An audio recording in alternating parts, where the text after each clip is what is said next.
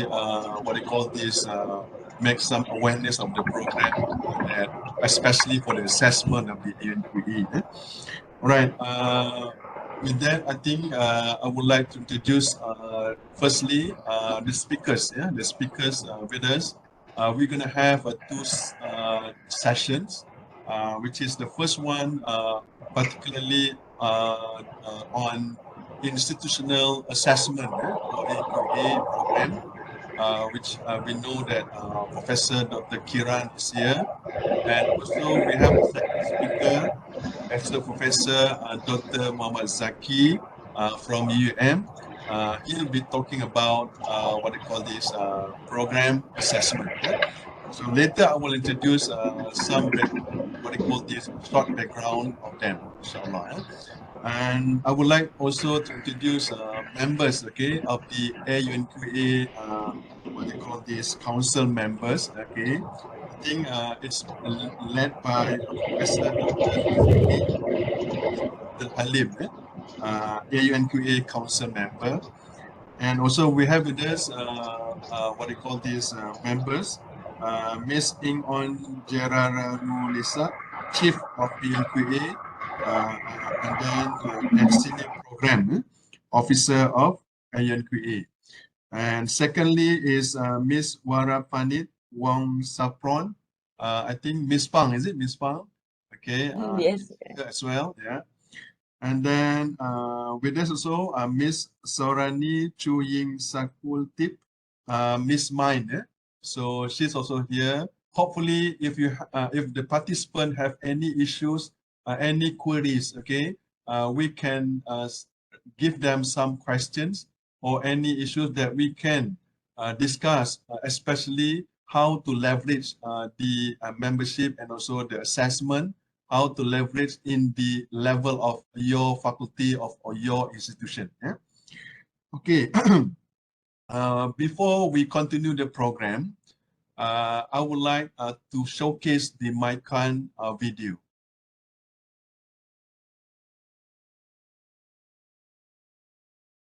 Please, Has.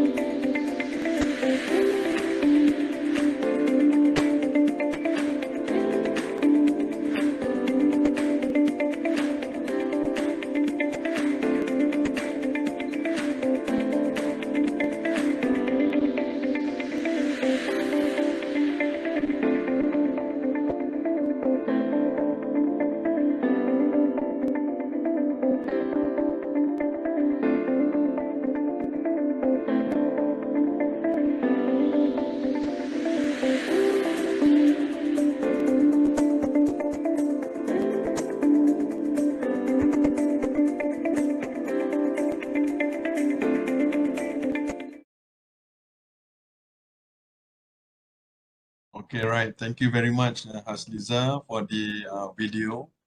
All right, I think our session will begin now. I think before we begin the program with the sharing program, I would like to introduce both speakers. All right, and after that, we're gonna have a short, what do you call this, photo session, because Professor Kiran have another program after this. So we're gonna have a social session first. Then we're gonna have the first session will begin. Okay, let me introduce Prof. Kiran. Okay, Prof. Kiran Kaur is a professor at the Department of Library and Information Science. And Prof. Kiran was also the director, was previously the director of the Quality Management and Enhancement Center, QMAC, University Malaya. She served QMAC for almost 15 years, okay? Okay, in management of the MSISO 9001 and some other program like academic program accreditation, yeah. And in fact, University Malaya also have the status of SWA, okay, self-accreditation university. And Professor Kiran also served as lead assessor for the ASEAN University Network, yeah, QA. And she has assessed about, I think, around 18 programs, which is somewhere in Indonesia, Thailand, Philippines, and also Vietnam. Yeah? And then Prof. Kiran also quite active, okay, in publication. And she's also attached as a co-editor and some maybe as editorial members at what they call these journals. Yeah. All right. So second speaker, okay, by Dr. Muhammad Zaki. I think I will explain about Dr. Muhammad Zaki when his session will start later, right? Okay, it will be good. Okay, rather than we talk about Dr. Zaki, I think Dr. Zaki, I will introduce you. Okay, with at your session. Okay, with that, I think we're gonna have a photo session now. Has can everybody set their video? I mean their video so that we can take a photo session for the first what they call it our program AUN-QA sharing program. Thank you very much. I really appreciate a lot of participants. Switch on your camera, please. Okay. Ready? Okay. 1, 2, 3.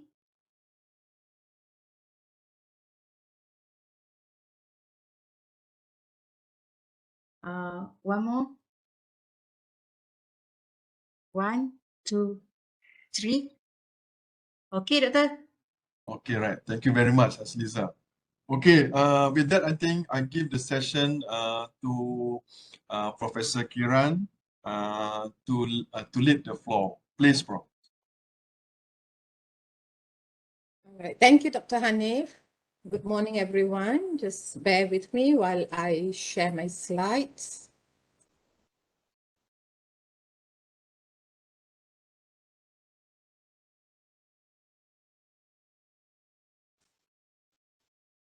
Okay, I hope it is clear to everyone, the slides. Let me begin by first thanking MyQAN and also AUN-QA for giving me this opportunity to share some of the experiences at University Malaya during the institutional assessment by AUN-QA.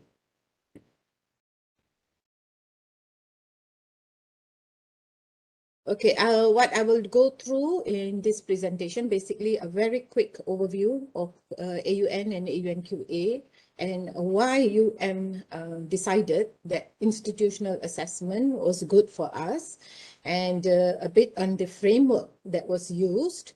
We used the second edition framework, the approaches used to assess, a little bit on the SAR, the visit itself, the results, and as I go through these various subsections, I will also try to share lessons that we learned. Yeah. So it was the 6th AUN-QA institutional assessment, and it happened from 6th to 12th of May in 2018. The ASEAN University Network, as I am sure most of you already are familiar with this, was initiated sometime in November 1995. Yeah? So this is a huge network with many thematic networks, of which one is the AUN Quality Assurance Network. Yeah? So today we are here because of this particular network, AUN-QA.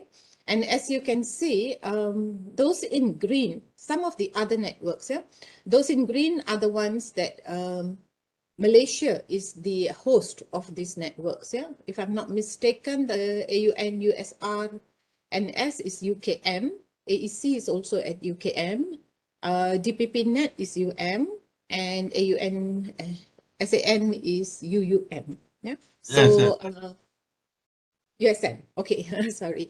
Okay, so we are very active. Yeah, Malaysia is active in this network, and mainly the areas of collaboration that is sought by these networks is, yes, of course, quality of education, yeah, especially in higher education. So there are areas in advancing curriculum, advancing learning approaches. You will see a lot of seminars, webinars on that, yeah, assuring the quality in higher education. Developing student skill, yeah, across border to for exposure and experience. Yeah, we want to be able to share among the students throughout the ASEAN countries. Promoting and cultivating academic and research cooperation. Yes, there's a lot of research going on. I think the latest we have now is the AUN-TEPL, yeah, for teaching and learning practices, yeah, and also serving as a platform for networking. So this is what AUN is about, very briefly. Yeah, you can go on to their website and learn more about it. Now, the AUN-QA, this particular thematic network, I think we have about 30 member universities. And the organizational structure, basically we have the board of trustees, the executive director, there's a council, all right, and also numerous CQOs, yeah, from all the member countries. So the secretariat, we have a few of them here today, who are representing the AUN-QA Secretariat. They have chief assessors, lead assessors, and assessors. So there is training done by AUN-QA where they train assessors to be able to assess programs and also institutions within the ASEAN network.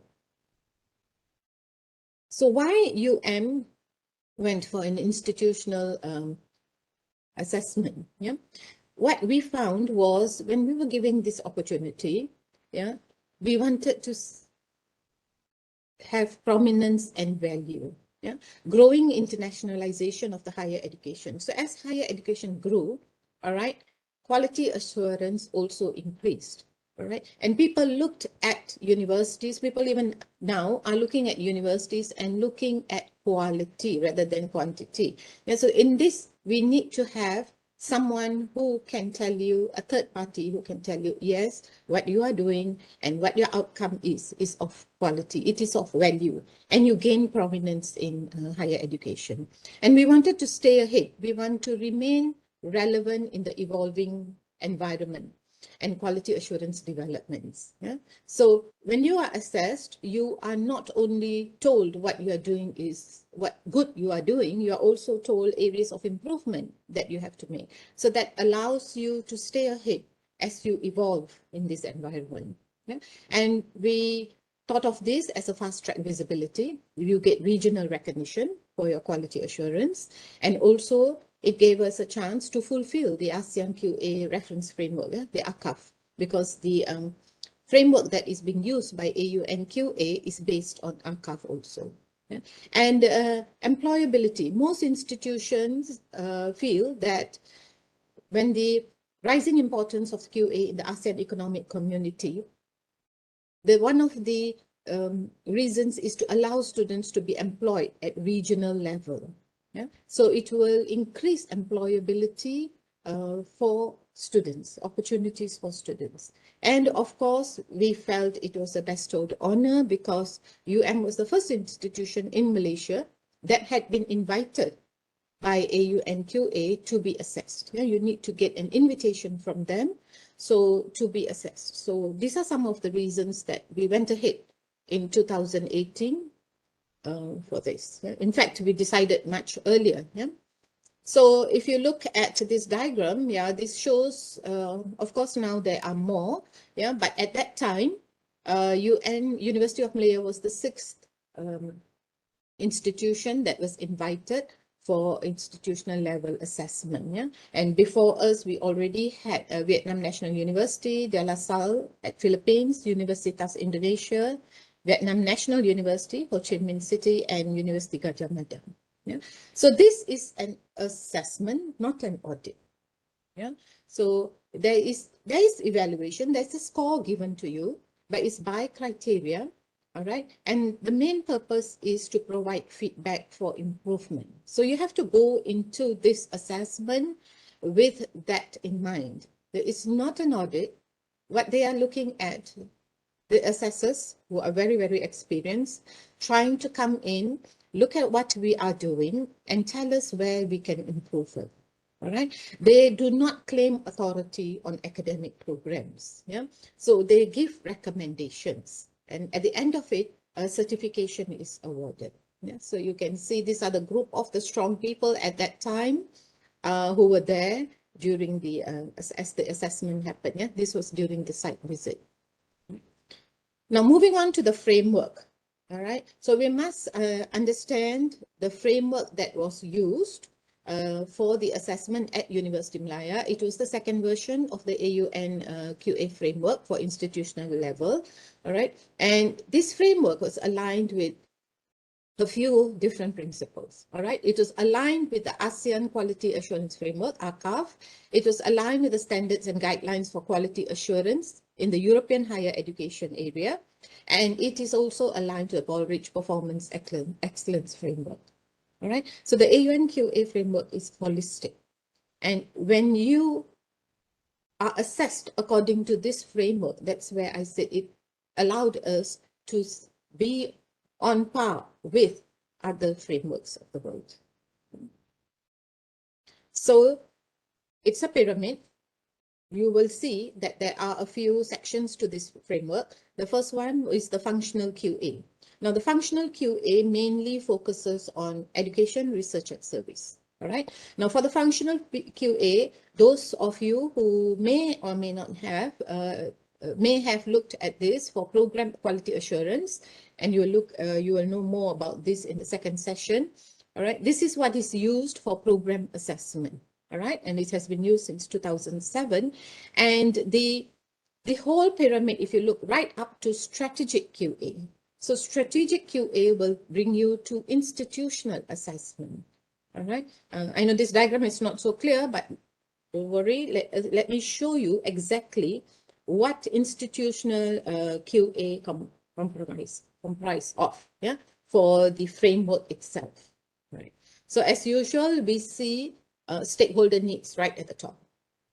Okay. So whether you're dealing with program or you're dealing with the institution, stakeholder needs is always at the forefront, right? And at the bottom, you see there's quality assurance and also national or international benchmarking. All right. Now, benchmarking is very important at this point of at institutional level. A lot of emphasis was given in that. Okay. So as you can see, there are 4 bars here. The first one is strategic QA. All right. Where overall, if you look out of the 25 criteria in this framework, yeah, you have to comply to 25 criteria. All right. So the first 8 are all on strategic QA.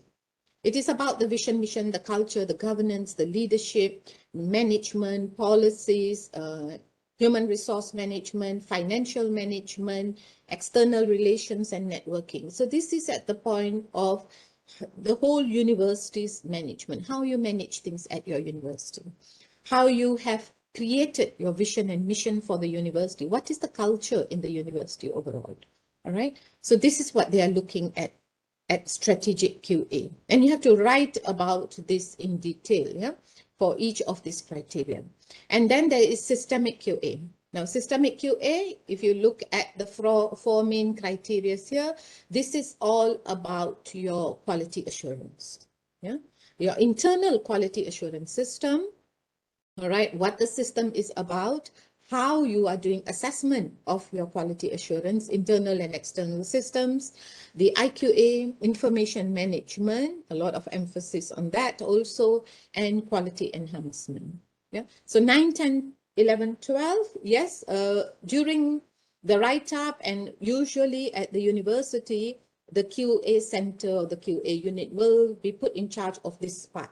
Yeah. But of course, during the site visits, I will tell you later, interviews, every person, yeah, whether it is a student or your staff at the university, need to know about systemic QA, all right? Because it's the quality culture and systems within the university that they are looking for, they are assessing, all right? Now, the next is functional QA. There are 3 components to it, all right? In terms of education, this is at university level. They are going to look at your student recruitment, your curriculum design, how you review your curriculum, your teaching and learning, student assessment, services and support. Yeah? And for research, yeah? So usually if you are doing a program assessment, the emphasis on research is within the program itself. But for institutional level assessment, yeah, research management, intellectual property management, research collaboration, partnership becomes an important element. And then service. Yeah. So higher education now, there's a lot of emphasis on community engagement and service. So we do not only focus on teaching, learning, research, but also community service, yeah? Community engagement. And the last part of this framework is there are 4 areas for results. Okay, so this is your output. How are you going to show that when everything, your strategic, systemic, functional, all is in place, what are the results that the university hope to achieve and what have you achieved? This is where we need to share with them the educational results, the research results, service results, financial and market results. Yeah. So at that time, when we went for the institutional assessment, we had 3 assessors who had completed the accomplishing institutional assessment tier 3 training. Okay. So you need to have your people who are in this system, the quality assurance system, who go for training to understand this framework. Yeah, because you need to write the report, you need to prepare for all the evidences to support what you have written in the report. So therefore, you need to understand each and every criteria in the framework. Now, what is the requirements of that criteria and how you're going to write your SAR so that the requirements are clearly documented. Yeah. So chronology of events at that time, if you see, yes, we were nominated in 2015. All right, there was a meeting in the CQO meeting in Hanoi, 2015. And then 2016, there was an invitation extended to attend the workshops to understand the requirements. All right. And then in November, that was the first schedule. All right. We were scheduled to have it in November 2017. Then we requested for March. All right, because there's a lot of preparation to be done. This is a huge thing. Yeah. But then in March, AUN requested we push it to May. So finally, after a lot of changes in the dates, the assessment, the site visit assessment was arranged from 6th to 12th of May. All right. If any of you remember why I put the calendar there and you see 9th of May. Anyone remembers what happened at 9th of May 2018? Too long ago. Okay, 9th of May 2018 was our election, yeah, our general election. So what happened was because we already planned, all right, so we did not want to change the dates anymore. So there was a public holiday. And what was even more challenging was 10th and 11th of May was also a public holiday after the elections. So, but we went on and we were very, very fortunate that our staff, our students, our staff were willing to come back, even though it was a public holiday. All those who had been assigned for the interview sessions, they came back to the university and interviews were held. So the sessions went on. Yeah. So this was a challenging time for us and we had to adjust our schedule all right, for the general election. And yes, we were very happy that the staff's commitment was there, and they came back for this assessment. Okay, preparation prior, at the point of submission of the SAR, all right. So at the institutional level, 25 criteria had to be understood. Documents needed to be collected, evidences, and write-up. So we started 2nd October for the preparatory workshop. This was the plan. We had a steering committee and working committees. You will need a lot of working committees to divide the work. All right, we had the first workshop 4th of October, and then 15th of November is when we said the first draft should be due. Then we had a lot of workshops where people were presenting, groups, working committees were presenting what they had prepared, and discussions were being done, and we tried to close the gaps in the writing. And then we had the second workshop 18th of January, followed through 23rd of February, we made improvements, and finally we finalized the SAR 15th of March and submitted it 2nd of April. All right. At this point, yes, I must admit we were a little delayed, all right, in the submission of the SAR document at that time. It takes a lot of work. Any institution who is going for institutional assessment, be ready for that. Yeah, a lot of coordination, a lot of checking and rechecking, especially when you are reporting on the results, because you need to report on a lot of data, all right, and make sure that everything is aligned. So our final report was about 140 pages that we submitted. So that SAR itself, there are 3 major parts to the self-assessment report. Part 1, this is quite straightforward. It's an organizational profile. So you present the profile. We presented the profile of University of Malaya. Part 2 is the criteria. So the 25 criteria on the 4 areas: strategic, systemic, functional, and output. Yeah. So these criteria are all presented in part 2. And part 3 is the self-assessment. Okay. So part 3, you do a self-assessment of your own institute, all right, where you have to rate each of these sub-criteria. So these 25 criteria, all right, you will be rating them on your own. Of course, if you look at the rating from 1 to 7, you do not want anything to do with 1 to 3, all right, because that 1 to 3 means you have not done anything. There's no evidence to support. You would not be invited, in fact, for institutional assessment if you are at a level of 3. Okay, but of course, this is for every criterion. So what you want to aim for is between 4 to 7. Okay, so at 4, you would say what you are doing, your practices are consistent. That's 4. All right, it is as expected, it is adequate, you have evidence.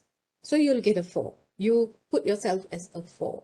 All right. For example, if you're talking about implementation of OBE in your teaching and learning, right? Or you're looking at financial resources, management of financial resources. If you think what you're doing is what is as expected, but if you want a 5, then you have to show trend, because a 5 is you are better than adequate. Okay, you have your performance gives you good results, okay, and positive improvement trend. So if you look at 5, 6, 7, they're looking for trend. So in your writing of the SAR for that particular criteria, yeah. So for example, if you are looking at, say you're looking at strategic, yeah, criteria 7, then what is the improvement trend? So you need to show data, you need to show evidence that your practices have improved over time, your output has improved over time. Yeah? And if what you have done is can be considered as a best practice, then you will give yourself a 6. All right? So your performance you feel is better than others. And on how do you know it's a best practice? Definitely you have to benchmark. So there's a lot of benchmarking to be done. internally and also externally. So you need to know what is happening at your other higher education institutions, all right? And if you can show that what you are doing is of world-class practice in the field, then you give yourself a 7. Okay, so it's not easy, yeah, because of course, and every one of us, when we are preparing your writing, you want to give yourself the best rating, all right? But you need to make sure in the STAR, all the evidences that you append support your rating, all right? And you have to show, if you want, say you're targeting a 6, at least a 6 or a 5, or, you know, then the way you write the STAR, how you are writing for that criteria, make sure that you are highlighting your best practices. You have evidence to show that what you're doing is the best practice. Okay. Now, there are 25 criteria. There will be rating given to each, and there will be, so you have to see how are you going to get an overall rating for your institution. Okay. How can you, if you're aiming for a 5, how can you aim for every criteria 1 to 25, you get at least a 5. So you have to keep that in mind as you rate yourself. Okay. Okay, so the process, basically this is the process. Once the SAR was submitted to the Secretariat, they arrange for an on-site visit. The on-site visit, they visit facilities. They will tell you, or they will discuss with you. You can discuss and recommend facilities to be visited, and also they will conduct interviews. Okay, so that is the method, yeah, that is being used in usually in any assessment, quality assessment, interviews to verify what is in the written document, right? Then they will have clarification session with the Vice Chancellor and also selected officers to clarify any issues that have come up during the visit or the interviews, present to you the preliminary results, and then they will continue. The assessor team will have the final report and submit it to AUNQA Secretariat. The Secretariat will verify that report and submit it to the university. So the university will receive the report and also a feedback form. Yeah. Later, I'll show you a sample of the feedback form to be given back to the AUNQA Secretariat. So once the feedback is submitted, no more alterations, and then the assessment report and certificate is issued. Yeah. So it was issued to University of Malaya. So this is the process that we went to after submission of SAR. All right, I think it's okay. I'll share with you. These were our assessors. Those of you who are familiar with the assessors will know this is a very strong team of assessors that came to University of Malaya in 2018. Right. So this is part of the assessment process. I just would like to share some of the pictures. Yeah, pre-assessment visit. They actually came on Saturday. All right, on the 5th, they were here, and then on the 6th, we had a pre-assessment visit. There was a SAR clarification meeting, lots of interviews, lots of site tours. All right, at this point, remember, you will need a lot of manpower. All right, a lot of manpower. If your Quality Assurance Center alone cannot handle this, all right, the committees that you have formed, you will need their help. All right. And even though there is a planned schedule for visits, there can be impromptu visits, especially after certain interview sessions. All right. There may be other places that the assessors are concerned about, but they will let you know that during the visit, they would also like to visit so and so place. So prepare the people, yeah, for example, like here, there's a visit to the library. This was a site tour to our Rimba Ilmu. All right, the assessors were very happy with this visit. So sometimes during the interview, certain issues might come up and they are hoping to look at that place physically. Yeah, so you have to be ready with that. All right, the strategic quality assurance, mainly this was for top management. Yeah, when they interviewed the top management, these are the 8 criteria. This is what they were looking for. And there was emphasis on future plans for the university, the direction of the university, the challenges faced, implication of autonomy, yeah, how autonomy and for governance, yeah, how do you ascertain autonomy of the various people, the various unit centers in your university, and then financial constraint. Yes, we were all facing financial constraints there. They asked about our plans and how we are going to sustain the university with these financial constraints. Yeah? So this usually at that point, top management will have to answer to these criteria. Okay, so what is important is the steering committee and the working committee. The working committee must be representative of these areas. Right, and when you write the SAR, that SAR must be verified by your management, right, to ensure that everything is aligned. All right, because at the interviews, the assessors know what the assessors know is from your SAR, what they have read in your SAR. All right, so based on that, that is how the interview will be conducted. For systemic quality assurance, yes, this is mainly the top management and the QA officers, all right? Like in there was our internal quality assurance system at that time was based on MSI ISO 9001-2015, all right? And also for we use COPIA, right? Because at that time we are a SWA accrediting university. So that is our internal quality assurance system. We talk about that. They asked us about the KPIs, the alignment of the KPIs with our quality objectives, because MSISO was our backbone for our quality management system. Yeah, we have had it since 2002. So we have quality objectives set in, alignment with the KPI, methods of our IQA. How do we manage information across these various systems? How do we integrate the two systems? Yeah, and how do we involve people, training of people, basically the quality culture built within UN. Okay, and I say mainly top management and QA office, but these are also, because it's about quality culture, when they interviewed staff, they interviewed students, these questions were also asked to look at how far staff and students know about the quality system running in University Malaya. For functional, there are three components: education, research, and service. Yes. So here, basically what they were doing during the interviews were they were verifying what was reported in the SAR. Okay, they were looking at, as I said again, quality culture.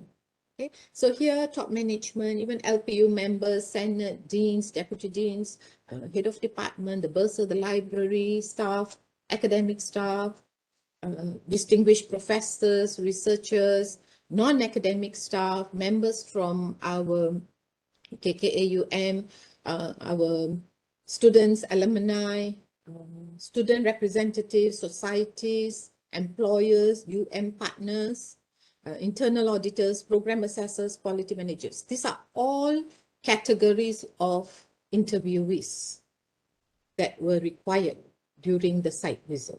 Yeah, so you have to have awareness among all these people. All right, they want to look at communication channel. Yeah, from what I remember, a lot of it was verifying what is written in the SAR, verifying what they have found from interviews with management, with the staff, yeah, academic and non-academic staff. So they were looking at communication channel, because that is very important. Yeah, your strategic is not foolproof until you have communicated it to the middle management and the staff and the students. Yeah, so they're looking at transparency. For the academic staff, a lot of emphasis on OBE awareness. Yeah, whether they understand OBE, implementation of OBE in UM, international students, welfare, yes, that was also very much emphasized, services to the students, yeah, services to the student, correct, and monitoring and review of the services. Yeah. So because in your SAR, you can write about all the various service that you have, yeah, for the students in your campus. But what they are looking for is over time, how do you monitor the effectiveness of the services, the efficiency of the services? And as you monitor, how do you review and make improvements? Right? So if anyone has looked at the framework, that is how the framework works. Yeah, you talk about what you are doing, what you are offering, how you're doing it, and there has to be monitoring and review. Everything must be reviewed. You cannot carry on doing the same thing for years over years. Yeah? So they are looking at how do you monitor your output. All right. And when you monitor, you need to take action. So what is the review? What changes have you made? And that's where benchmarking comes also. Because as you are monitoring and you want to review, then you will benchmark that service or your research or your educational practices with others. And then you make improvements. Okay. So it is not just a point of reporting as it is, but a lot of emphasis on improvement. And for results, yes, the last 4 criteria, you need to talk about data. You need to present data. Okay, so all these people that are providing for educational results, they look at pass rate, dropout rate, how are your students graduating on time, graduate employability, okay? They look at evidences of OBE, monitoring of OBE implementation. Yeah, how do you make sure your program learning outcomes have been achieved? All right. So for research, yes, output of your research.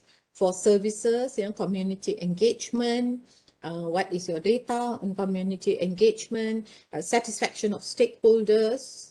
Benchmarking, risk management, especially was at that time, they tied it up to financial and market results. So in this section, you would have provided them with all that data. And now during the site visit, they will verify that data. So they can look at systems, ask you to look at systems during the site visit, all right, and look at evidences. Some of the evidence which are usually massive, you may not have been able to send it to them together with the SAR. So during the site visit, a bit of document verification will be done. Prof. Kiran, I think you have about 5 minutes because we're going to have a Q&A session. Yes, almost ending. All right. So finally, I'll just share with you. This is a sample of the schedule. You can see that. Right. So these are all the various meetings, and you have to prepare the rooms for those meetings. Yeah, and a tour that was done, the campus tour. All right. What helped us was briefing to the groups. All right. So each group that is going to be interviewed, yeah, you need to brief them about the SAR, because not the whole campus cannot be involved in writing the SAR, but you have to make the SAR available, share it with all of those parties so they know what is happening and they are prepared. Okay. Interview rooms. At this point, of course, you're not telling them what to say, but you are telling them this is what we have reported. Okay. In the interview rooms, preferably single floor, good sound system, name, place card, stationery. These are, I think, basic things. Document and working room need to be prepared. A presentation, at the opening meeting, usually by the Vice Chancellor. We did an exhibition. It is optional, but this showcased, gave us an opportunity to showcase the university's achievement. And we also had a welcoming dinner the day they arrived. We were very fortunate, Our top management members were available at that night, and we had a welcoming dinner with the assessors. Right. This is a sample of what we received by 10th of July. Yeah, by 10th of July, we already received the report of the institutional assessment. All right, they address it to the Vice Chancellor, and each criteria. Okay, so every criteria, as you know, there are 25, but that 25 have sub-criteria. So by each sub-criteria, they will inform you your strength and areas of improvement. And then this is the executive summary. For each criteria, you will be given a score. So, of course, you want it to be between 4 to 7. Yeah. So there will be a score given for individual criteria. Right.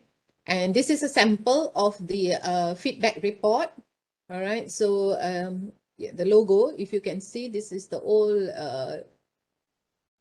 sorry, this is the AUN logo at that time, and you give a feedback. Feedback on the SAR preparation, feedback on the assessment process, feedback on the usefulness of the assessment report, and other comments. Okay. These are our programs at that have gone through the program assessment, yeah, by AUN-QA so far. All right. And finally, I would like to say that if you're preparing for institutional assessment, commitment, right from top to bottom, yeah, especially your top management commitment, without that commitment, this will not happen. You need to have that. Teamwork, yes. It is not the job of the QA office itself. It has to be the job of the whole university. Each and everyone has to be involved. So you have many working committees, yeah? And trust. I would say trust is most important, yeah? Because it cannot be done alone. You have to delegate the job. And when you delegate the job, you have to trust the person or the group to whom you have delegated the job. Right? So these are the 3 key things I would say that will assure a successful institutional assessment. Okay. And finally, thank you for listening. All right. Okay. Thank you very much, Prof. Kiran. Okay. Very interesting presentation and also sharing experiences. Of course, she's been there 15 years. I believe the VC trusted her almost the time. Okay, Prof. Thank you. I must say at that time, the trust was all on Prof. Suzani. All right, Prof. Okay. All right, thank you. With that, I think I open the floor to the members or any institutions from Malaysia and also from maybe from ASEAN join us today.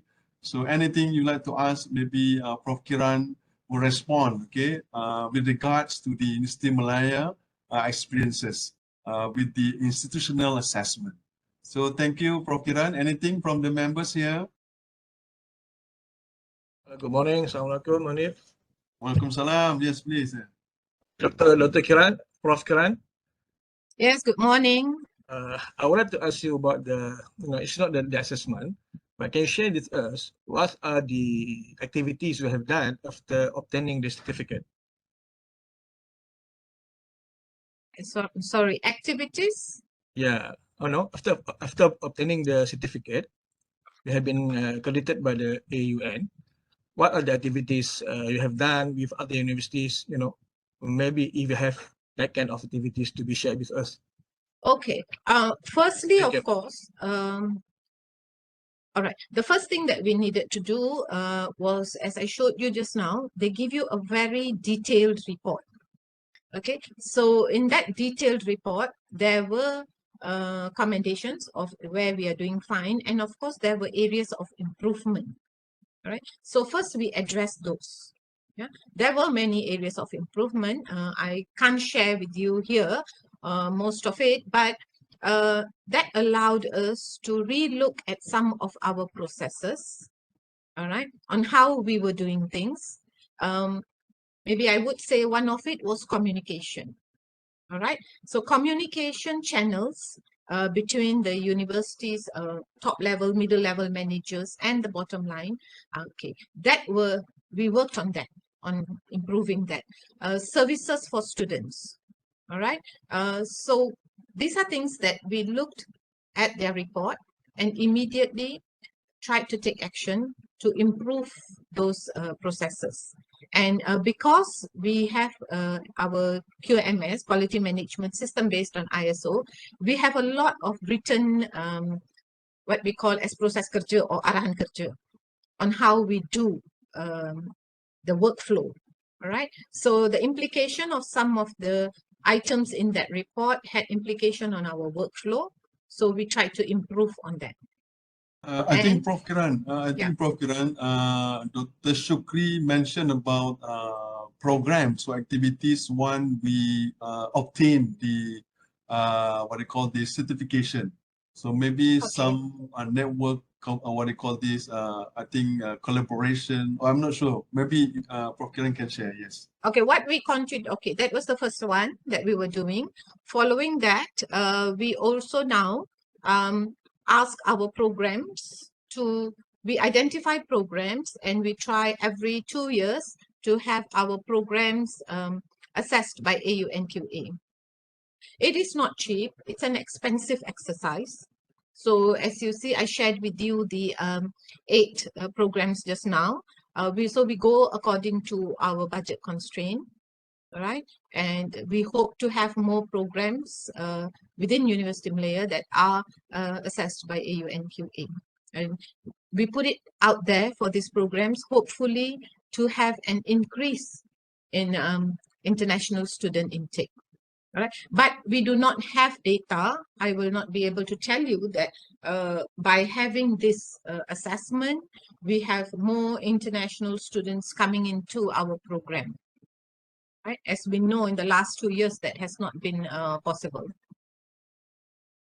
We also, our staff at UM, especially the Quality Assurance Unit, we get involved in AUN-QA training. All right. So we train assessors to be able to contribute to the assessment of programs around ASEAN. All right, Prof. Thank you very much. Do you have any programs outside the Malaysia with other university? I mean, any program? You mean activities with other universities outside Malaysia? Currently, for quality assurance, no. Okay. Thanks for the information. Right. Any other questions? Yeah, before we start for the program assessment for the turn for Associate Professor Dr. Zaki. So I will open another 2 questions if there are questions. So we continue. Maybe later we can you guys can email to Prof. Kiran or maybe QMAC. Another new I think the director, Professor Dr. Rafida in the QMAC. Okay. All right. So any question for the from the members here, please?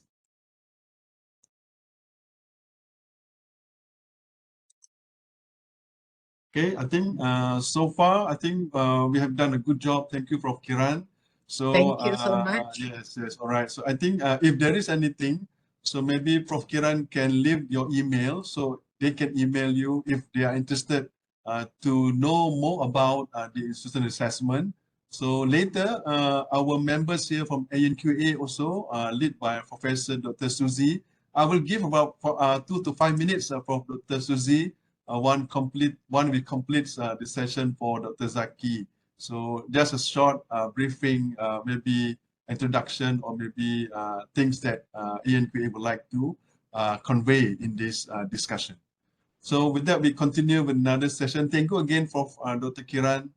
Right. Thank you, everyone. Welcome.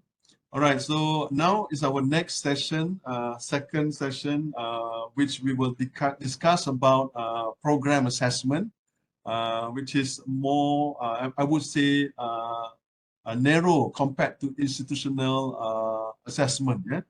All right, so let me introduce you our speaker. Okay, Professor Dr. Muhammad Zaki Ahmad.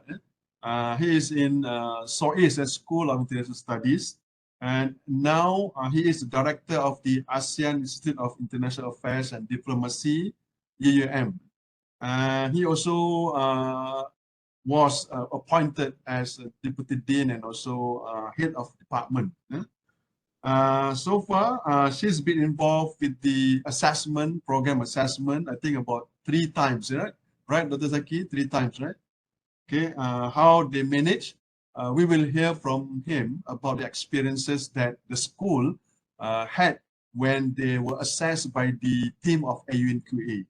I would give now to the floor to Professor Dr. Zaki to share experiences of program assessment. Please, Dr. Zaki. Thank you, Dr. Hanif, for your kind introductions.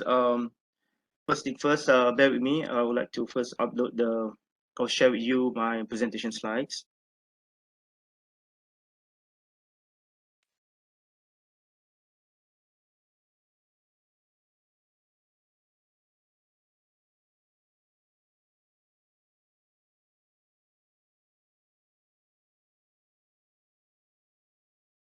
Can everyone see the slide? Yes, yes, right. Okay, Alhamdulillah. Right, first thing first, I would like to convey my gratitude to the organizing committee for inviting me to share my knowledge and experience regarding AUN-QA programs assessments, especially when involving my programs, Bachelor of International Affairs Management programs. So for your informations, I was the head of the AUN-QA SAR drafting committees for Bachelor of International Affairs programs or BIM programs from 2011 to 2013. I was also member of the same committee for the recertification process, which was held from 2017 to 2018, and the results was delivered in 2018. And I was also AUN-QA assessor at school and university levels, and I was also involved in various AUN-QA self-assessment report or SAR writing workshops and seminars in UUM as well as outside of UUM. I would like to thank Prof. Kiran for sharing with us the background or even details information about the process of AUN-QA certification process at institutional level. And for your information, some of the process and activities, procedures are nearly similar, like the one being applied for the program level, with the exceptions of the criteria that are being used to assess the institutions. But bear in mind also, for the last 20 years, it seems that there is some form of evolutions in terms of criteria to be used to assess the program's quality and quality assurance. Later on, I will explain to you about that particular changes. But I do not intend to go in depth towards the so-called criteria or activities that need to be done in order to ensure the programs can obtain such certifications. It's quite tedious, it's quite laborious and details. So I feel that there's another session to discuss about the process of writing the SAR, especially self-assessment report. Now, basically, the outline of my presentation will be focusing on 4 areas, 4 to 5 areas. I think the first one will be on, I will briefly give you some background about the journey of the Bachelor of International Affairs Management programs in obtaining its AUN certifications, as well as its success during the recertification process. So basically, I would like to just make a corrections. Basically, the program has been undergoing such a process twice, not 3 times, but rather twice. It is expected that next year we have to undergo the process of recertifications again. Other than that, for today's sessions, I'll also talk about the stages of SAR preparations and write-up, and misconceptions about this AUN-QA programs assessment, as well as the process of writing the SAR. So there are a significant number of misconceptions that many of even my team members hold when they talk about the topic of AUN-QA program as well as the SAR.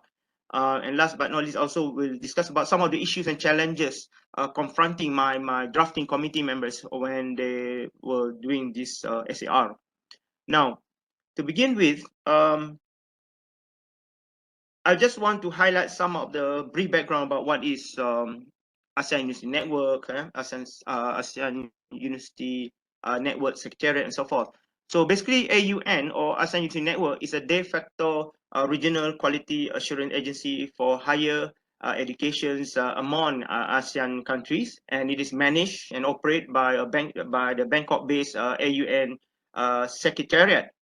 And I believe that some of our participants are coming from that secretariat. AUN-QA's certification scheme at program level is basically is a third-party mechanism to assess and verify a good quality and quality assurance mechanisms, or basically a good quality assurance systems for academic programs. And it is considered as a benchmarking schemes comprising of 8 criteria. Okay, previously in around 10 years ago, the number of criteria is more than 8 actually. So based on the latest AUN-QA guideline for assessment of the program levels, I noticed that now it's only contain 8 criteria. But rest assured, the criteria are still the same actually. I noticed that they're just combining them into another one criterion. Yeah, so basically the gist or the substance of the assessments or the criteria are still the same, except for the numbers of criteria. That's the only difference actually. And you can find it out through version 4, which is I think in blue dark color on the cover page of this AUN-QA guideline, yeah, or guide, and it's available online actually. Now, the SAR, after you complete preparing the SAR, you need to submit it to the AUN-QA secretariat, and the auditors which use this SAR and its evidence verifications as a basis to make decisions whether to award certificates to these programs, to the programs that apply for that certifications. And AUN-QA awards certifications to a program if it's fulfilled, if the program fulfill minimum requirement or for every criterion, which is about minimum is only 4.0, basically adequate, yeah. So that's the minimum requirements that you need to meet, yeah, before, if you want to successfully obtain the certifications from AUN-QA for your programs. So as I already mentioned just now, the criteria have evolved, yeah, along for the last 20 years now. And if you notice that even the color of the cover page is different, yeah. But of course, for those who wanted to pursue for this AUN-QA certification at program levels, you have to refer to the version 4 published in 2020 during the COVID time actually. And this version will be used to guide you in terms of preparing your SAR. It does contain a number of criteria for you to answer, as well as for you to find information, and more importantly, to find the evidence to support your arguments. Yeah, and there are 4 of them. Yeah, and basically, may I suggest you to read it carefully, the content of this guide that can actually really helps you to frame the content of your arguments, as well as to help you, assist you to find the relevant documents and data. But of course, when preparing this SAR, self-assessment report, the one that in charge of writing this report should not be left alone.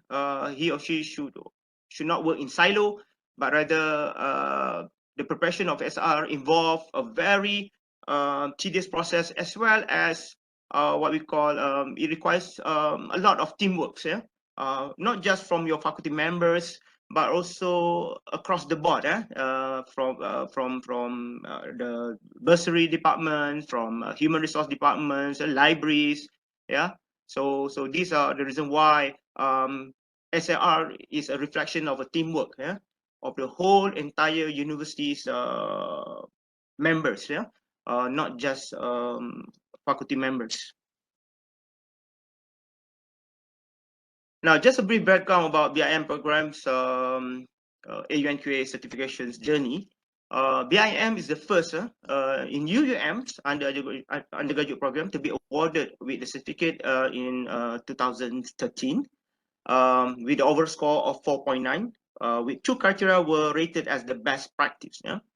At that time, I remember vividly, I was the head of the SAR drafting committees, and it was tough in the sense that we do not have any benchmarking or any bearings actually on how to start first, you know, because it was new to us. But I'm really thankful that I received tremendous cooperation from my team members, from my deans, head of not head department, but coordinators, as well as from the universities. Again, the output coming from this SIR is a reflection of a teamwork across the board.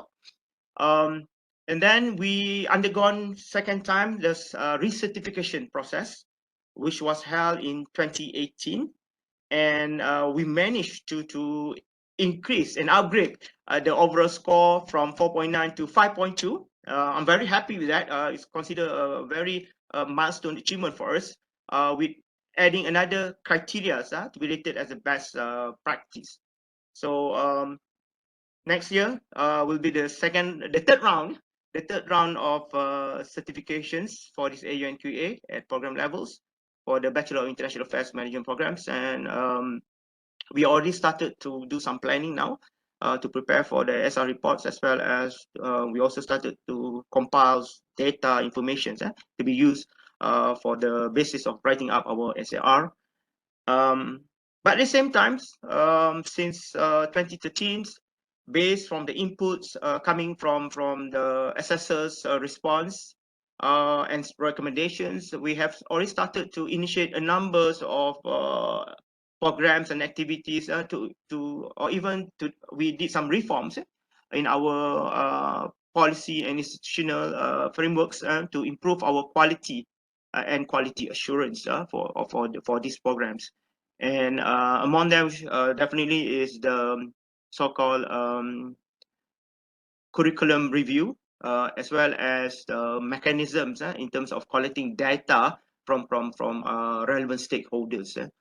Because this is one of the weaknesses that we are facing actually in terms of compiling data from our stakeholders, because we do not have some form of called institutionalized long-term sustained mechanism to compile and to collect information from our stakeholders. Now, so this is the results for the 2013 as well as the 2018's results. Of course, as you can see from here, we managed to improve in terms of our not student assessment, but rather our academic staff quality, as well as student advice supports and facilities and infrastructures.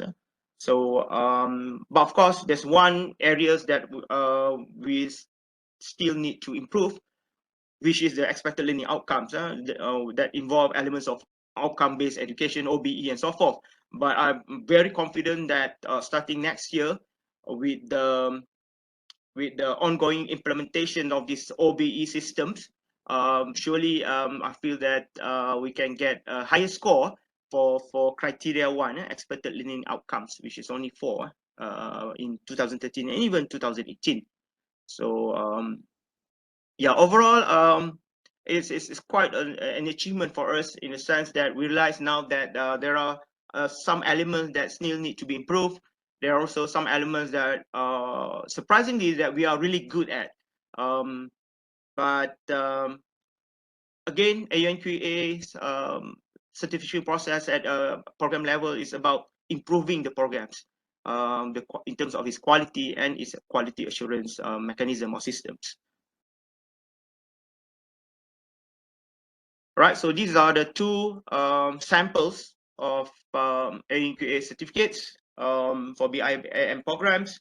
Very interestingly, if you look into the left-hand side of yours, there are also involvement from our German counterparts here, from DAAD, from AUNQA, and our European Quality Assurance centers there, who actually did send two, if I'm not good, two representatives from Potsdam University to assist us in terms of on how to improve our quality assurance systems, especially with regards to expected learning outcomes of our programs.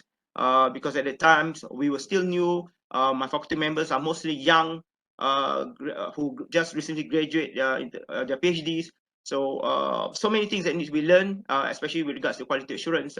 And we are thankful that we received some funding to enable the representative or experts from Potsdam University to come to UUM, especially to my departments, to my faculties, to guide us on how to improve our quality assurance systems for the BIM programs.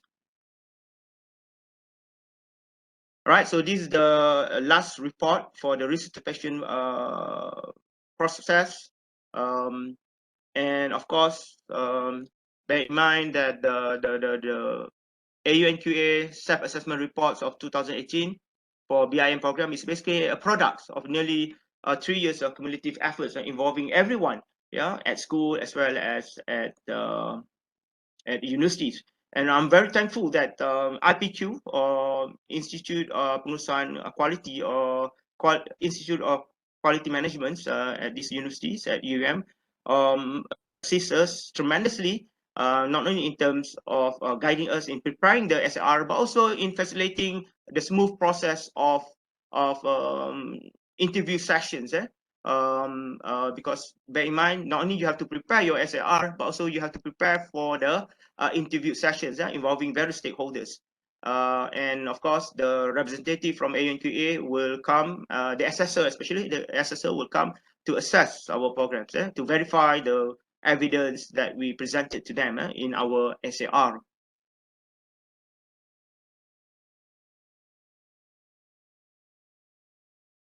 All right, let's look into the BIM program's journey towards successful AUN-QA certification and recertifications.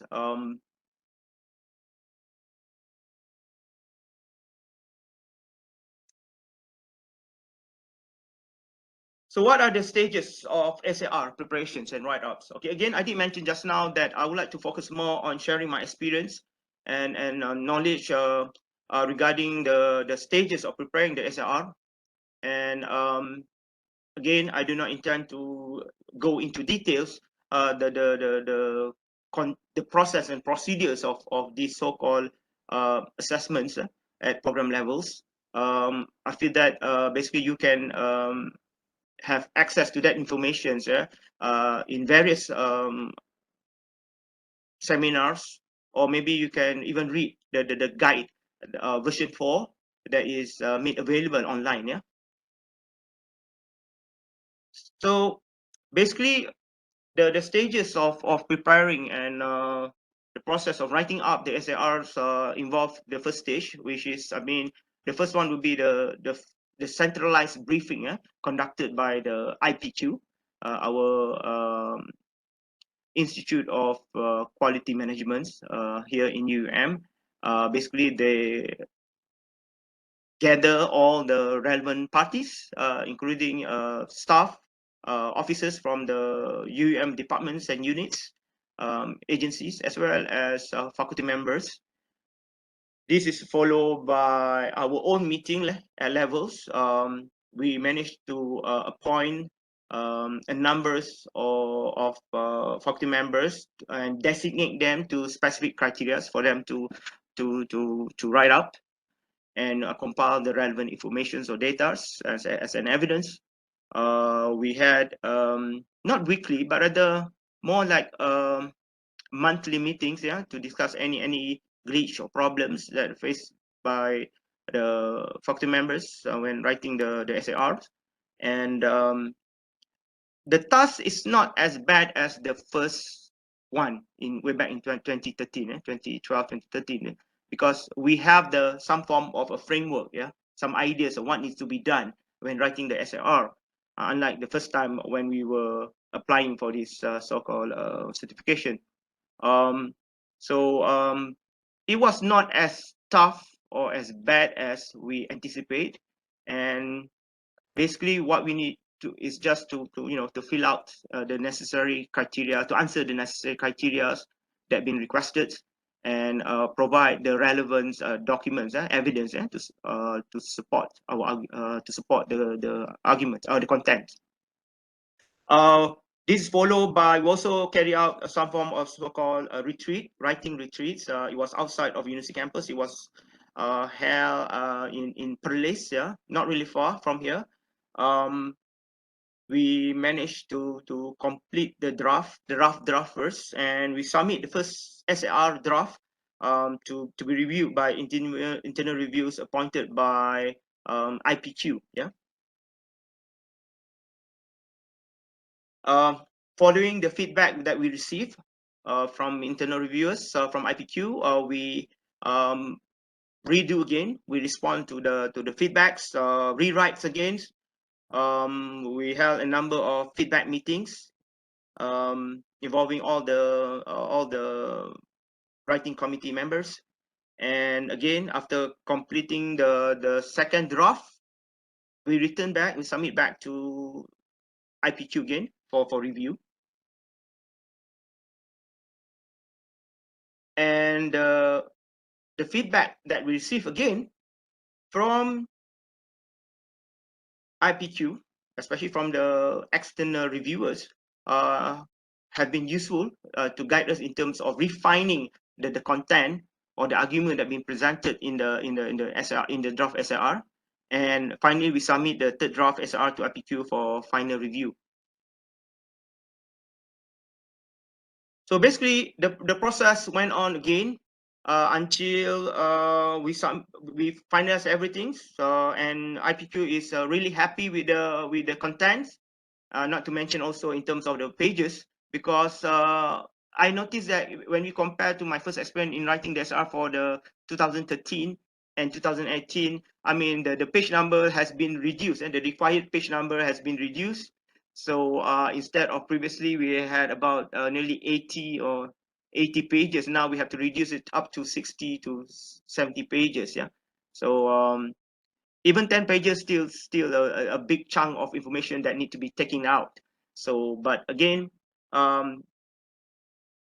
it should not be a problem, in my opinion, in the sense that the informations or the evidence can be put in the appendixes, which will not be counted as part of the page numbers.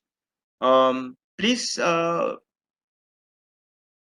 ask your relevant quality assurance departments or agencies at your respective universities regarding the latest page numbers to be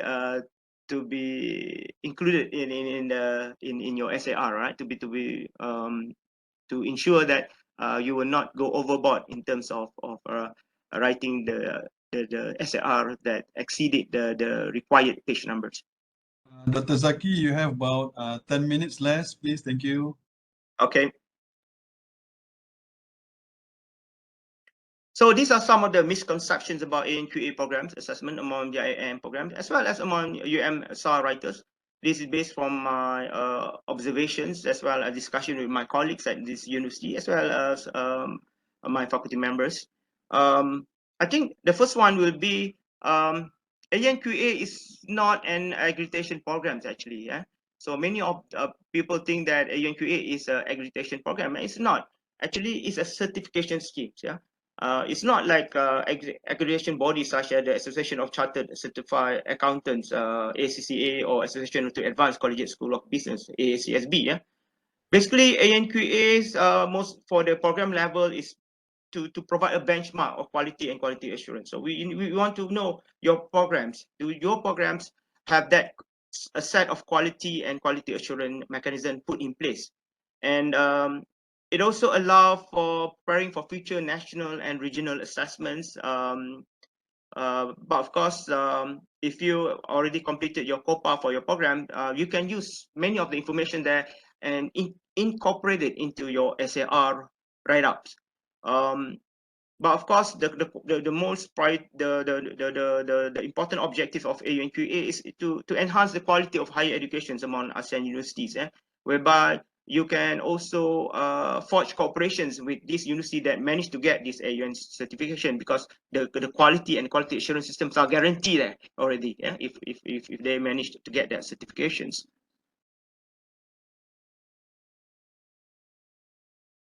All right, AUN-QA is not solely about producing the best SAR. It's true. Yeah, many of the writers, preparing the SAR is basically you want to provide the best design or formatting of SAR. It's not about that. It's not just a document of showcasing the quality and quality assurance systems at program level, but it's actually a reflections. It's a reflections of your programs actually in terms of its quality and quality assurance system, but in a written form. And of course, if let's say you already carry out such process and procedures, mechanisms of quality and quality assurance, that means that you need to back them up by when you're writing the SRR, by providing the relevant evidence and information. And of course, it also can be useful in terms of guiding for continuous effort to improve the quality of the programs. Yeah, so you should not stop improving your program's qualities and quality assurance after you manage to get your certificates. Yeah, it's supposed to be a continuous process. And I agreed with one of the former director of IPQ at UUM, I think Professor Sani Sanuri. He mentioned about the importance of PDCA, meaning that plan, do, check, and actions. This is a very crucial process of ensuring the continuous quality of our programs. It should not stop by saying that after you receive your AUN-QA, then you stop improving the quality of your programs. It should not be happening. At the same time, also, I would like to remind everyone that it is okay for you to refer to other programs SAR as a guideline, as a benchmarking. But of course, please avoid from plagiarizing the content of the SAR from other universities. And how do we know whether they are sharing their SAR? Well, they are sharing if they are willing to publish in entirety of the SAR, usually in the PDF form, in online. So that means that they're willing to share their SAR with everyone for us to refer to.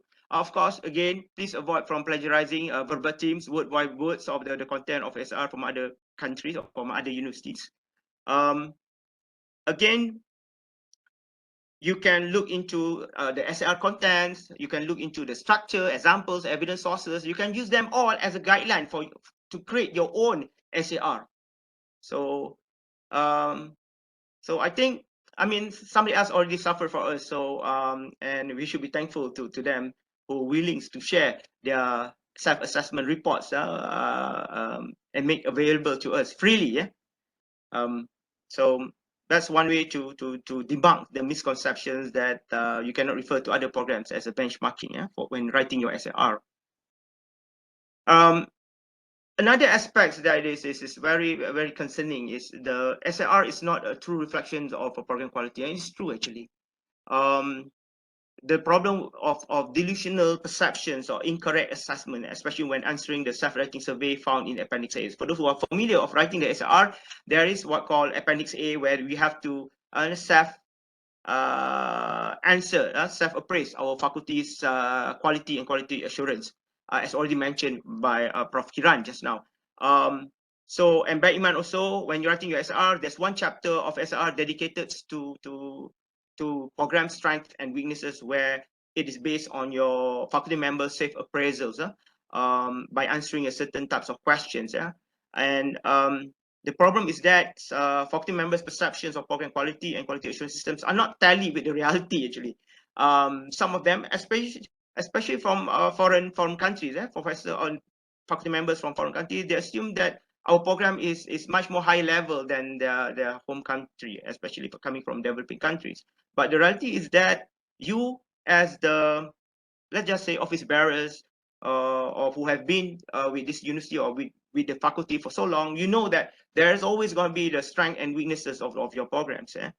And another aspect that is quite concerning is that the failure to observe or refuse to admit that the assessed programs need to be revamped or improved in its quality is quite fatal, actually. It seems that you are just doing your business as usual, although it requires some form of efforts, initiative to improve the quality of your programs, especially when it's involved curriculums, curriculum contents.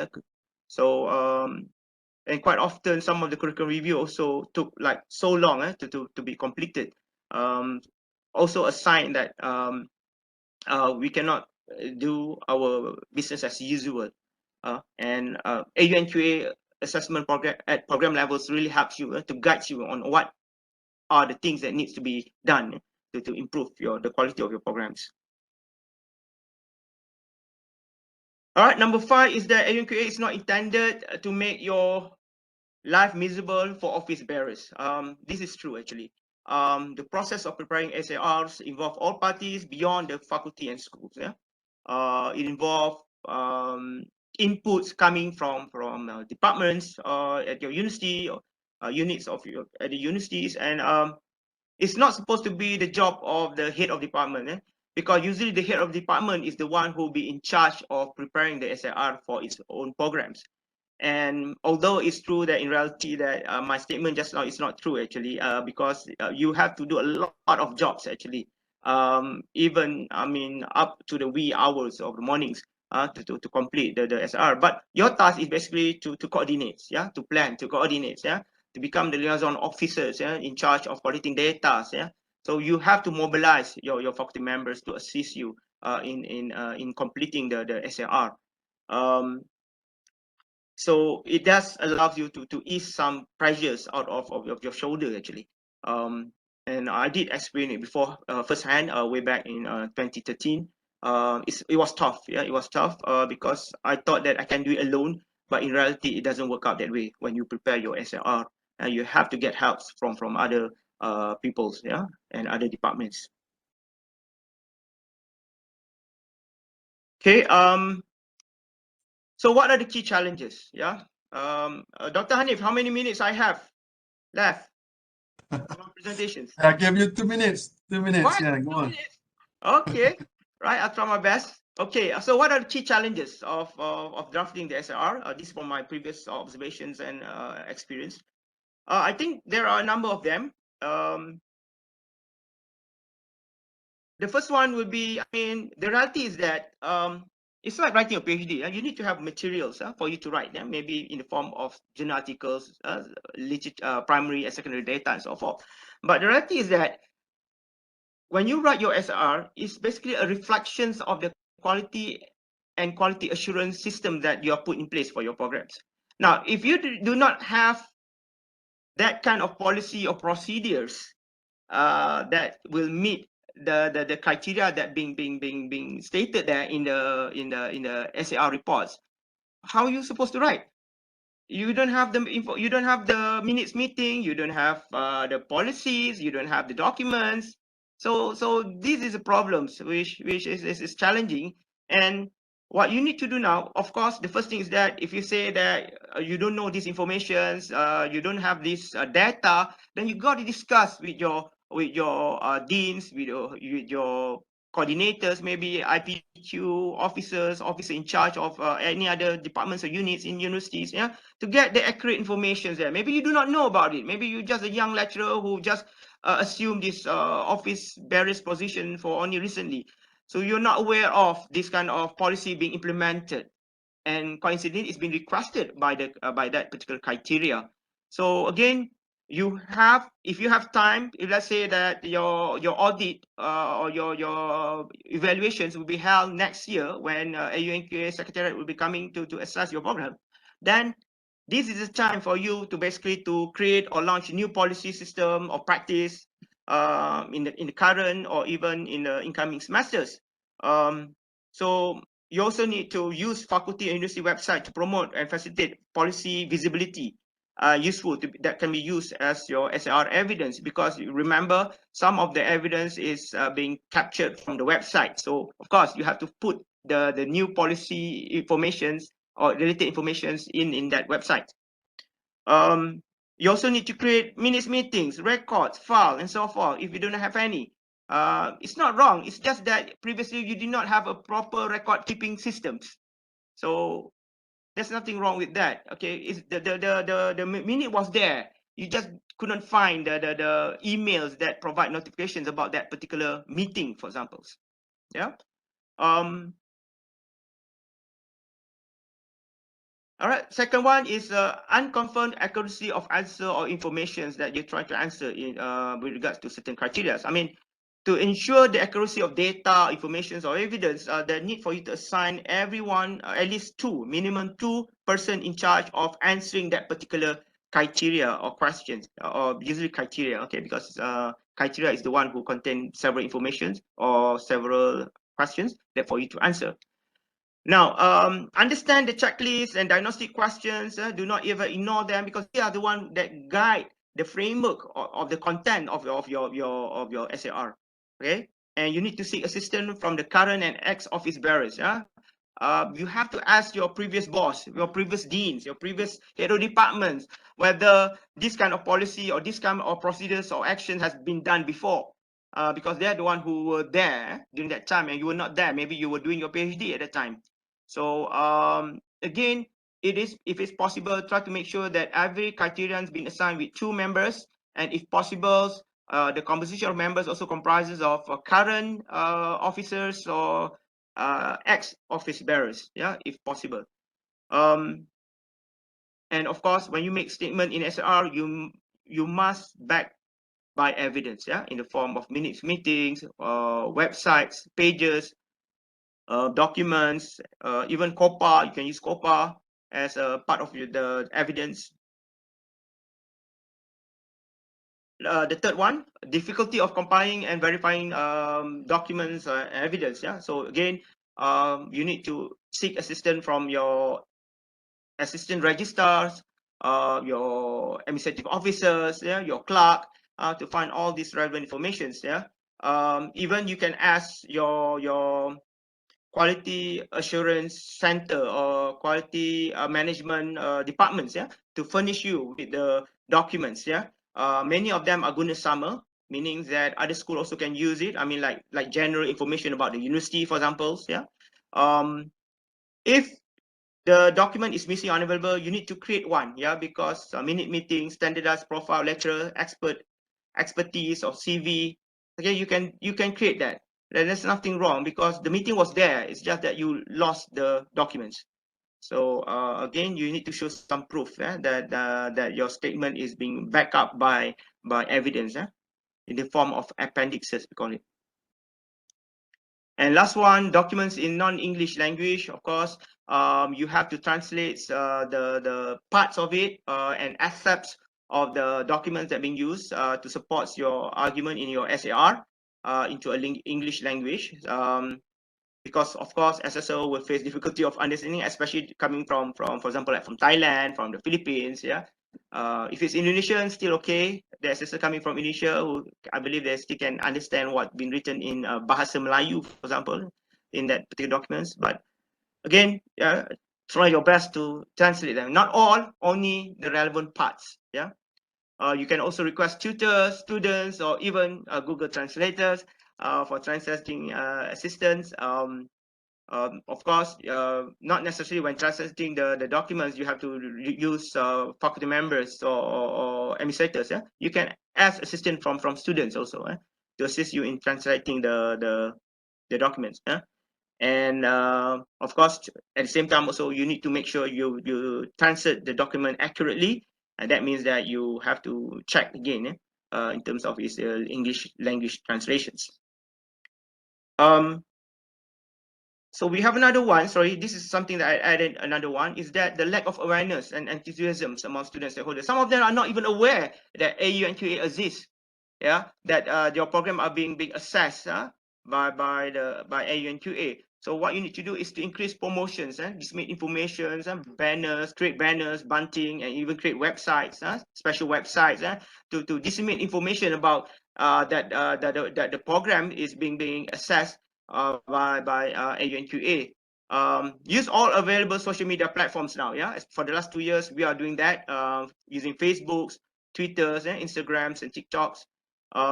We also need to carefully pick and choose students and stakeholders for the interview sessions. This is very important. Not to say that we should drill them, provide them with the necessary answer, but rather more like sharing them the latest developments at school in terms of quality and quality assurance, because they have left the university for so long. So when they come back, they don't know anything so much. So especially about the programs in terms of these developments. So it is good if we can organize dinners maybe, and brief them about what are the latest developments that occur in the programs. In conclusions, what I would like to conclude is that the AUN-QA assessment process is more like preparing for your endurance race competitions. It requires systematic preparation, strong commitments, mental toughness, especially in individuals, head of department especially, and the dean. And of course, you need to get all the supports that you can get from other members of the universities. And preparing the best AUN-QA is good, but at the same time, all the faculty members must ensure that the program practices and policies are in compliance with or better than AUN-QA requirements and standards that have been stated in the criteria. There are 8 criteria for you to choose for. And again, lastly, most importantly, readjust your mindset. Readjust your mindset that saying that this is not coming from the above. I want to do this. I want to get involved in writing the SIR so that I can use it as a reference to improve my programs. I would like to take pride that my program being assessed by AUN-QA. And I know that this assessment process is good for me in the sense that it can improve the quality and the quality assurance mechanisms that can truly benefit the future generations. So with that, I thank you, Anip. I hope I managed to complete my presentations on time. So last questions. Is AUN-QA program assessment exercise worth it? That is one answer that you guys need to answer. That I feel that maybe during Q&A sessions, maybe. All right, Right. thank you very much. Thank you very much. Thank you very much to Professor Dr. Muhammad Zaki from UAM, as he mentioned a lot and very fruitful sharing session, especially program assessment. Okay, all right. So with that, I think I open the floor, or anyone or any participant would like to ask about the program assessment. Yes, you can ask now to Dr. Zaki. Please, anyone, please.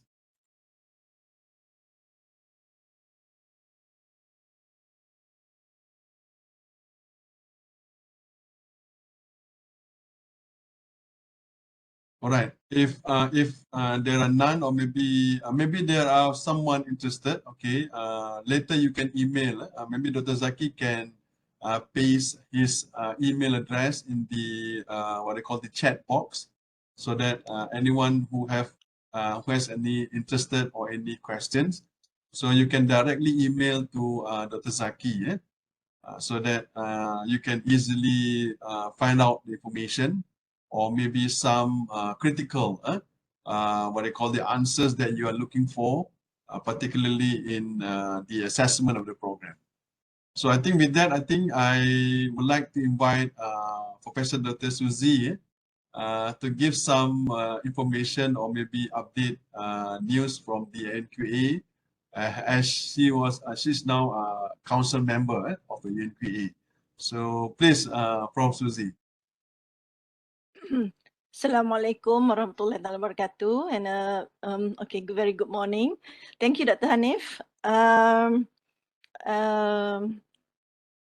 My presence here today is actually to represent the AUN-QA Council, actually. So, but I've gone through what Dr. Zaki have gone through, and I also gone through what Dr. Kiran have gone through.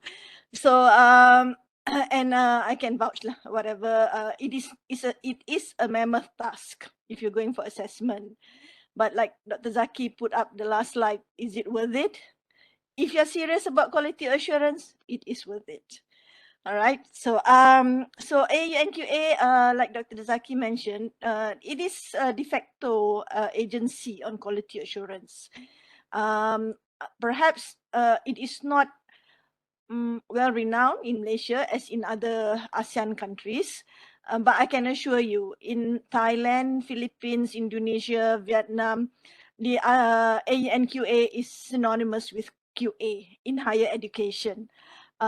I've been assessing a lot of program assessments, close to 30, and I can tell you that in other countries, it is being sought after. And like Dr. Zaki said, it resembles some form of a benchmarking. So if you are serious of wanting to know where your program stands, whether there are elements of quality and such things, my suggestion is to try the AUN-QA. Well, to a certain extent, it is not accreditation like AACSB or the ACCA or AMBA like that. It is more of a testament of where your program lies actually within the AUN-QA criteria. And I can assure you, I've been in the council now for quite a number of years. The quality assurance even in AUN-QA itself is always dynamic. You know, things change. The world is such a volatile place now. So the elements of what constitutes a quality 5 years ago might not seem relevant now. So that's the reason why our guidelines, to program assessment are rapidly, we need to keep updating. So we are now going forward. We are now version 4, and the institutional assessment itself. Just now, Dr. Kiran showed this one. Okay, so this is version 2 of the institutional assessment, but we are finalizing the version 3. I was informed that the board of trustees will be endorsing it sometime in January 2023, and once that's done, we will proceed with the version 3 of the institutional assessment. And don't be fooled by the number of criteria that are decreasing. The numbers might decrease, but the warrant might be more heavier. Okay, so just a note of to watch out for, and to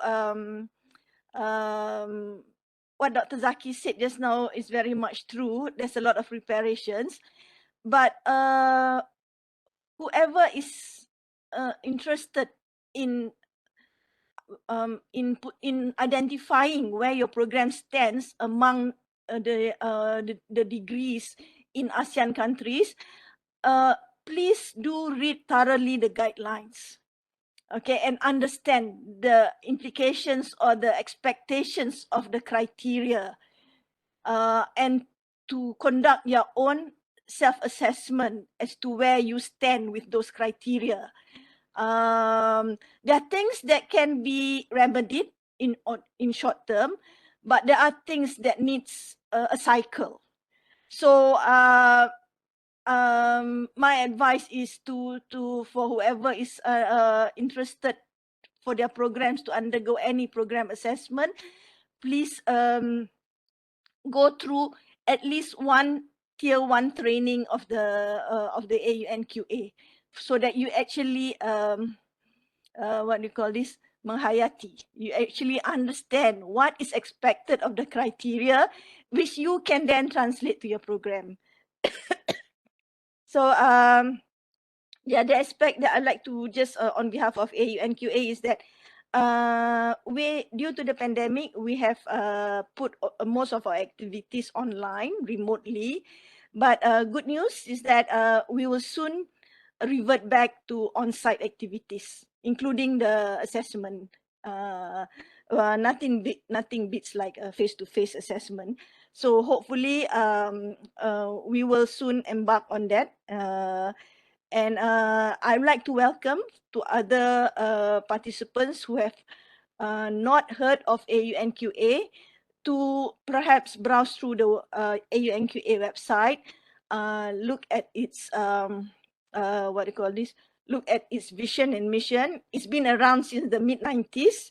Okay, UM had their first program assessment back in 2007. Actually, we were the first one.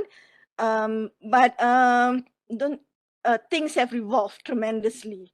The quality indicators, the quality elements have thoroughly been, diverted from other aspects. Well, 20, 30 years ago, entrepreneurial wasn't something that people didn't expect as an element. But now we would like our degrees, our higher education in ASEAN to put some emphasis on our graduates to have entrepreneurial skills. So that is an element of quality. So things change, will change. And I hope that you will stay tuned to AUN-QA. We will try and serve the ASEAN countries, the ASEAN higher education with dynamic quality elements. Thank you. Thank you, Dr. Hanif. Okay, thank you very much, Prof. Suzy. With that, I think we are all nearly ending our program. Okay, and then with that, I think we'd like to say thank you so much to all the presenters and the speakers, okay, especially Professor Dr. Zaki and Professor Dr. Kiran Kaur. I think she's not here anymore. She has to go just now. And also, thank you very much. A short briefing discussion just now by Professor Dr. Suzy. Thank you very much. And also the members of the AUN-QA Council here as well, Ms. Pang and Ms. Mine. And to all of you, members of the high institution in Malaysia, thank you very much for joining our program. So hopefully we're going to have another program that something about the ASEAN, or maybe something about program that involve in ASEAN region. So thank you very much with that. I think before we end our session, we're gonna have a short, maybe a photo session again. Okay, the last one, so that we can add our program in one of the itineraries in the MyQAN program. So please, thank you very much.